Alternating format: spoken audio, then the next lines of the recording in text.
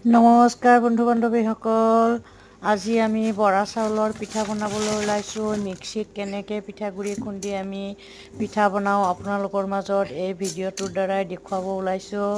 গোটেই ৰাতিটো চাউলখিনি আমি তিয়াই থৈ দিছিলোঁ। চাউলখিনি তিয়াই থৈ দিয়াৰ পিছত ৰাতিপুৱা টুকি ধুনীয়াকৈ খৰাহী এটাত 1 ঘণ্টা 1.5 ঘণ্টামান পানীখিনি যাবলৈ টুকি থৈ দিলোঁ। তাৰপিছত আমি এতিয়া মিক্সি বাতিটোত ভৰাই এতিয়া মিক্সিত চলাই আমি পিঠাগুড়ি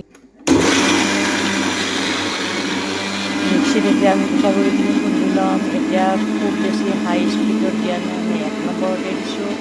আৰু পিঠাগুড়ি খুন্দি থাকোঁতে অকণমান আঠা আঠা হৈ যায়, আমি ঢাকনিখন গুচাই আৰু একবাৰ লৰাই দিছোঁ। এই ঢাকনিখন গুচাই আমি একবাৰ লৰাই দিলোঁ। লৰাই দিয়াৰ পিছত আৰু একবাৰ মেচিনটো চলাই দিম। মেচিনটো চলাই দিয়াৰ পিছত আমাৰ পিঠাগুড়িখিনি চালিবলৈ লগা হৈ যাব।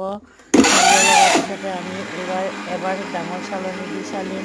তাৰপিছত আৰু এবাৰ মিহি চালনী এখন দি চালি আমি পিঠাগুড়িখিনি ধুনীয়াকৈ গামলাত ধুনীয়াকৈ ঢাকি, মই কিন্তু টিপি টিপি নথওঁ, বহুতে টিপি থয়, কিন্তু মই এই পিঠাগুড়িখিনি যেনেকৈ চালোঁ তেনেকৈয়ে থৈ দিওঁ। এনেকৈ ধুনীয়াকৈ চালি চালি থৈ দিওঁ। তাৰপিছতে আমি পিঠাগুড়ি কেনেকৈ বনাম আপোনালোকে চাওকচোন। বহুতে কয় বৰা চাউলৰ পিঠাগুড়ি মিক্সিত খুন্দিলে পিঠা নহয়, কিন্তু মই আজি অত বছৰে মিক্সিত খুন্দিয়ে পিঠা বনাই আছোঁ আৰু পিঠা ধুনীয়াকৈ উঠে আৰু ভাঙিও নাযায়। যদি পিঠাগুড়িখিনি কিবা কাৰণে পিঠাগুড়িখিনি শুকাই গৈছে তেতিয়াহ'লে অলপ পানী দি ধুনীয়াকৈ মোহাৰি ল'ব। মোহাৰি লৈ আৰু এখন পাতল চালনী দি চালি ল'ব। আৰু গুড়াখিনি দি আৰু খুন্দিব।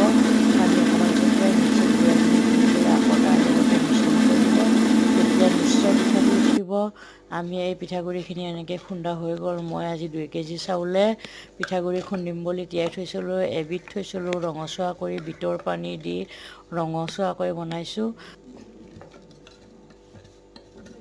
আৰু এবিধ আমি এতিয়া হোৱাইট কালাৰতে বনাইছোঁ, তাত কোনো ৰং দিয়া নাই।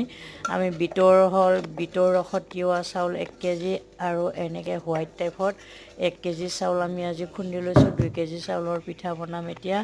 এই বিহুৰ পিছৰ পিঠা দেই, বিহুৰ আগৰ পিঠাখিনিও মই বনাইছোঁ যদিও, কিন্তু ইমানকৈ এটা কৰা নাই, ভিডিঅ' কৰা নাছিলোঁ। এতিয়া বিহুৰ পিছত এই পিঠা বনাইছোঁ আমি। এতিয়া চচপেনৰ ঢাকনিতে এই চেকনিৰ দ্বাৰাই আপোনালোকক পিঠা বনাই দেখুৱাইছোঁ।